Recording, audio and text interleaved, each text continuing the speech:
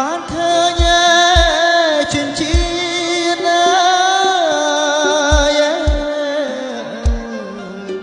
ស្ទើស្លឹកណាស្មារតី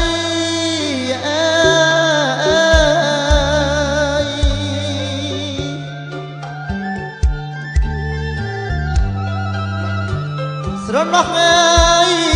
អាឡ័យ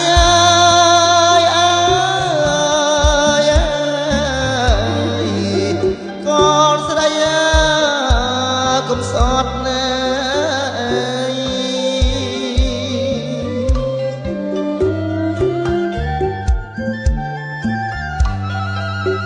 បានឃើញចិញ្ចៀនស្ទើស្លឹកណាស្មារតី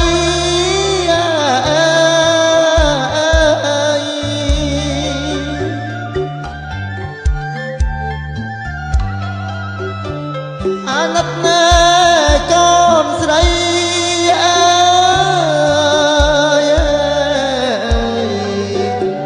ពុកសាទណារំអត់ណា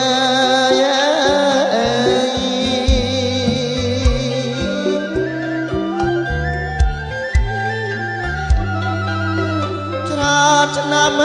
អាយកូនណាពុកសាទណារលឹក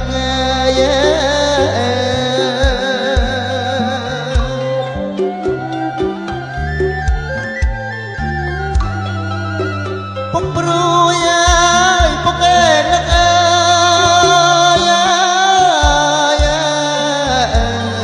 ចង់ជួបមុខកូន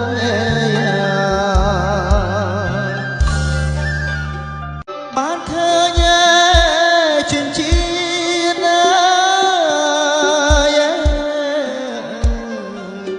ស្ទើស្លឹកណាស្មារតី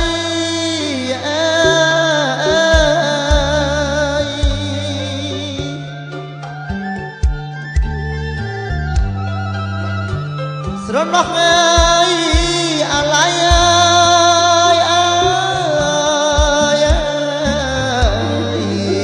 កូនស្រីកុំសត់ណា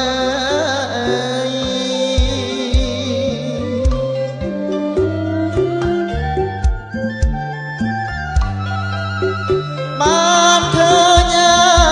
ចិញ្ចៀនស្ទើស្លឹកណាស្មារតី